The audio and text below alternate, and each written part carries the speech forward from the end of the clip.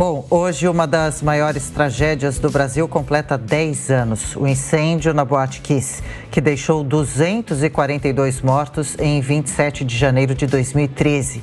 Familiares e amigos seguem pedindo justiça e que as vítimas não sejam esquecidas. Acompanhe reportagem especial de Soraya Lawande. Eu disse que a gente não vive o dia 27 só no dia 27. O dia 27 não é uma campanha que a gente vai ali e expõe. Não, o nosso dia 27 é todos os dias nesses 10 anos. 10 anos de uma dor que não passa. Que é a mesma daquele 27 de janeiro de 2013. Ingrid e a melhor amiga Pamela tinham acabado de se formar no ensino médio e não viam a hora de poder ir juntas para a balada. Só que na época, Ingrid ainda era menor de idade e decidiu ficar em casa. No dia 26, eu passei o dia muito mal. Passei o dia me sentindo muito mal, com uma sensação ruim. E saí às 5 horas do trabalho e mandei uma mensagem para ela dizendo que não ia ir. Eu disse para ela, amiga, eu vou fazer 18 anos daqui 3 meses, então eu não vou precisar arrumar desculpa para sair, como eu era menor de idade. No dia 27, era 2h30 da manhã, eu comecei de novo com aquela sensação muito ruim, sabe? Um aperto, um sufocamento. Comentei com meu ex-namorado que eu não estava me sentindo bem e que eu achava que alguma coisa ia acontecer. E realmente aconteceu. Pela manhã, quando Ingrid acordou, a boate estava pegando fogo. Várias mortes já haviam sido anunciadas. Entre elas, a amiga Pamela, que trabalhava na Kiss. Era próximo do meio-dia, um amigo em comum nosso me mandou uma mensagem bem assim, é verdade o que a prima da Pamela postou que ela morreu? E eu bem assim, não, me disseram que ela tá bem. E ele assim, não, então tá todo mundo falando. Aí eu peguei e liguei pra mãe dela de novo e no momento que eu perguntei, a mãe dela só ficou em silêncio, então eu já sabia o que aquele silêncio significava. Era uma manhã de domingo quando o Brasil acordou com a notícia de um incêndio trágico na Boate Kiss, na cidade gaúcha de Santa Maria, região central do Rio Grande do Sul. 242 pessoas perderam a vida. A maioria sofreu asfixia depois de inalar gases tóxicos liberados pela queima do revestimento de espuma instalado no local e que foi atingido pelas chamas de um artefato pirotécnico. Mais de 600 pessoas ficaram feridas. A cidade parecia um campo de guerra. Estava horrível. As ruas próximas ao Farrezão estavam todas trancadas. Era ambulância, era caminhão frigorífico, era bombeiros, era tudo. A dor da Ingrid é mais do que só saudade. Durante muito tempo, ela diz que conviveu com a culpa de não ter ido à festa. Durante muito tempo eu levei essa culpa. Eu podia estar lá, talvez eu pudesse ter ajudado, ter tirado ela de lá, talvez não. Mas depois que foi passando o tempo, eu tentei ir amenizando isso, porque também era uma coisa que me machucava muito, sabe? Eu levar essa culpa durante tanto tempo e era uma culpa que não tinha porquê. O local onde tudo lembra dor e perda, até hoje é palco de homenagens e manifestações. Há 2 anos, Ingrid entrou para o coletivo Kiss Que Não Se Repita. O projeto, fundado em 2014, é uma forma de deixar viva a memória das vítimas e tentar combater a impunidade da tragédia. A gente está ali por eles, para que não se esqueça, para que a gente consiga essa justiça que a gente busca há tanto tempo, para que as pessoas entendam que aconteceu aqui, aconteceu com a gente. Sabe? Não foi lá fora, não foi em outro lugar, foi aqui. Então a gente só quer que as pessoas tenham mais empatia com a gente, porque fazem 10 anos, mas a dor é a mesma. A gente espera, com toda certeza, que esse julgamento, que seja feito um novo julgamento, que se mantenham as condenações, porque foram 9 anos, quase 9 anos para ser feito um julgamento, para anularem meio ano tudo.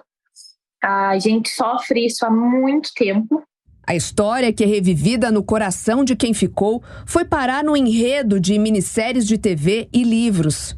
O jornalista Vitor Borges decidiu escrever sobre o caso da Boate Kiss e lançou em 2017 a obra intitulada Santa Maria, a tragédia da Boate Kiss. Foram mais de 2 anos de pesquisas, conversa com parentes, sobreviventes e investigadores. Então, estava ali naquela fase de instrução do processo judicial ainda, não havia a data do júri, né? Estava começando, na verdade, o processo judicial. Então, pegamos uma fase de mergulho profundo, né, em todas as apurações que foram realizadas, um processo de mais de 20 mil páginas, com 62 volumes, portanto, algo muito denso e, ao mesmo tempo, diretamente proporcional à tristeza que esse caso causou para as famílias, para as pessoas que estavam envolvidas e para todos nós que acompanhamos essa tragédia. Para Vitor, a inversão de valores de pais perdendo filhos representa uma dor imensa que pode acontecer com qualquer um. O meu objetivo, a Soraya, foi, primeiro, retratar uma dor que, na verdade, é irretratável, que é o pai perder um filho. E nós tivemos situações lá de pais e mães que perderam 2 dos seus filhos. Então, ficaram absolutamente numa tristeza dobrada, no sentido, se é possível retratar alguma coisa desse aspecto. Então, nós conseguimos, creio eu, traduzir, até pelas palavras que eles nos expressaram. Eu deixei um capítulo do livro como se eles estivessem escrevendo cartas para os seus filhos, abrindo o coração. A gente trouxe um pouco do que é essa dor da inversão da lógica da vida, do falecimento, né? O jornalista acredita que sua obra possa servir de alerta para que outros eventos como este não aconteça outra vez.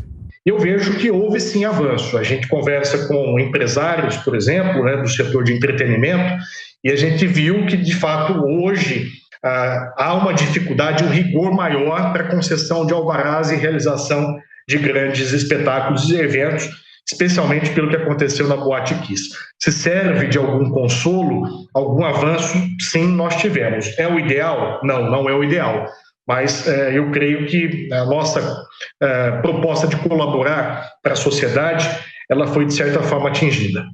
Em dezembro de 2021, o Tribunal de Justiça do Rio Grande do Sul decidiu anular o julgamento feito pelo Tribunal do Júri. Os 4 réus do processo foram soltos. O Ministério Público chegou a recorrer. Um novo julgamento deve ser realizado, mas ainda sem data definida.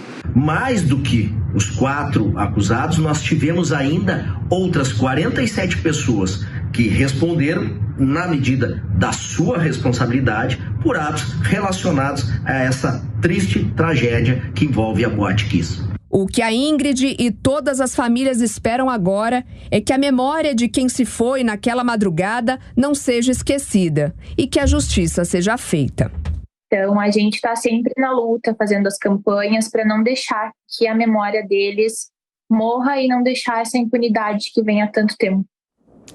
Bom, e uma vigília e diversas homenagens marcaram nesta madrugada os 10 anos dessa tragédia inesquecível da Boate Kiss em Santa Maria, no Rio Grande do Sul. A gente conversa ao vivo agora com a Lilian Donadelli. Lilian, bem-vinda. Boa sexta-feira, apesar desse assunto que nos deixa tão triste, não é? Principalmente por seguir sem um resultado, sem punições. Familiares, sobreviventes, então, se manifestaram em frente à boate, local de tanta dor. Muito bom dia, Adriana. Bom dia a todos que nos acompanham nesse momento na Jovem Pan News. Santa Maria, na região central aqui do Rio Grande do Sul, e podemos dizer todo o Brasil, amanheceram tristes, com lembranças tristes nesta sexta-feira. E diversas atividades vêm sendo realizadas desde a última quarta-feira por familiares e amigos das vítimas, então, da Boate Kiss, dessa tragédia. Nessa madrugada, centenas de pessoas aí participaram dessa vigília, um momento de muita reflexão, um momento de muita emoção, que contou com um minuto de silêncio, também um momento de pedido por justiça, diversos cartazes, diversas frases também, familiares que buscam por justiça. Afinal de contas, a tragédia provocou a morte de 242 pessoas e mais de 600 feridos lá em 2013. O drama começou, para lembrar um pouquinho, às 3 horas da madrugada do dia 27 de janeiro de 2013. Uma década se passou, os familiares ainda buscam por justiça, ainda buscam por resposta, e a melhor forma de eles manterem viva essa chama e essa esperança não deixando a memória dessas pessoas se desaguarem. E por isso, nessa semana, na quarta-feira, diversas atividades organizadas, exposições de fotos, né? A luta, ela continua e desde a última quarta, como eu falei para vocês, entidades que representam familiares das vítimas e sobreviventes do incêndio organizaram diversas ações, viu? Nessa vigília, teve até a apresentação da coreografia retratando os momentos tensos, né, daquela noite, daquela madrugada. Tá certo. Lilian Donadelli ao vivo do Sul, agora Fernando Capês. A gente fica realmente entristecido, principalmente porque a impunidade é um dos grandes problemas do nosso país, né? 10 anos se passaram, 242 mortos. A banda que se apresentava nesse dia na boate acendeu rojões num local fechado, soltou fogos de artifício, provocou um tremendo incêndio. A boate não tinha saída de emergência, apenas uma porta e nenhuma resolução, nenhum punido, nenhum preso e nenhuma família indenizada, Capês. É inaceitável, depois de 10 anos, o processo não ter ao menos uma decisão de primeira instância, que obviamente, claramente tem que ser condenatória. Isso é um desrespeito não só à memória das 242 vítimas, mas aos seus familiares que morreram juntos com elas. Porque, na verdade, você perder um filho, você perdeu a sua própria vida, parte dela.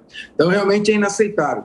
Isso em razão também da pena relativamente baixa que o nosso Código Penal prevê por homicídio culposo, que é aquele homicídio provocado por uma negligência, por uma imprudência, um homicídio acidental, aquele homicídio que a pessoa não quer, mas ela se porta de tal maneira incauta, tal maneira imprudente, tal maneira negligente, que ela tem que responder pelo que ocorreu. Esse é o homicídio culposo.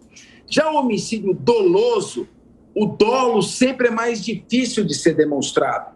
Ele vai à júri, é um processo mais demorado. E o dolo, no caso, eles foram acusados por homicídio doloso, traz uma pena mais próxima da realidade, mas dolo eventual é algo muito difícil de ser provado. Dolo eventual é, por exemplo, você submeter uma pessoa à roleta russa. O sujeito não quer produzir o resultado, ele não quer matar, mas também se matar ele está pouco se importando.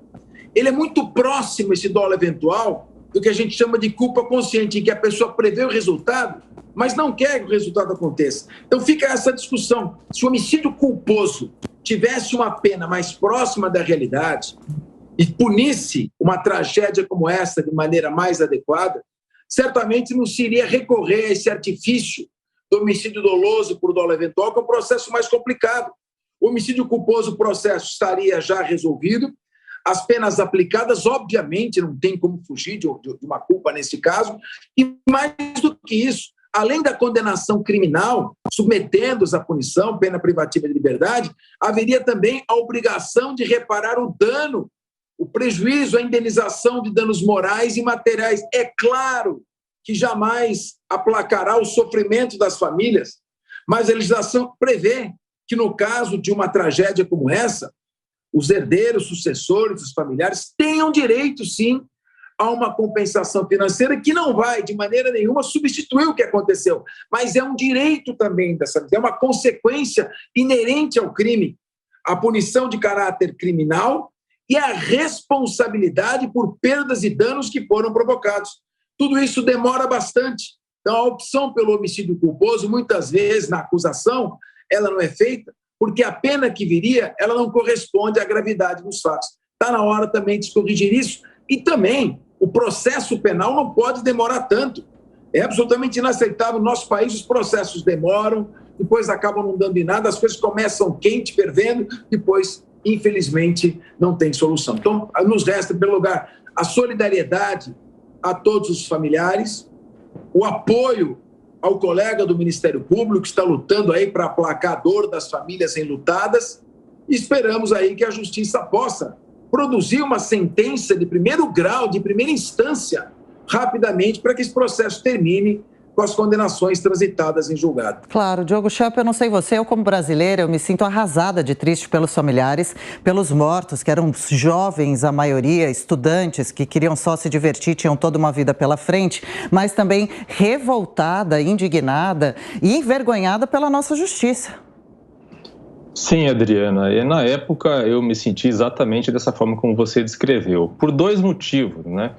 Primeiro, como santamariense, eu sou natural de Santa Maria, tenho familiares que moram lá. E segundo, como jornalista, que eu acompanhei o caso, coordenei equipes que fizeram reportagens sobre o assunto, que foram até lá e assim por diante. Como santamariense, inclusive, eu tenho primos que haviam sido convidados para aquela festa naquela noite, que tinham amigos que estavam naquela festa e que morreram. Eles não foram na festa por um golpe de sorte, por uma eventualidade, mas poderiam ter estado lá.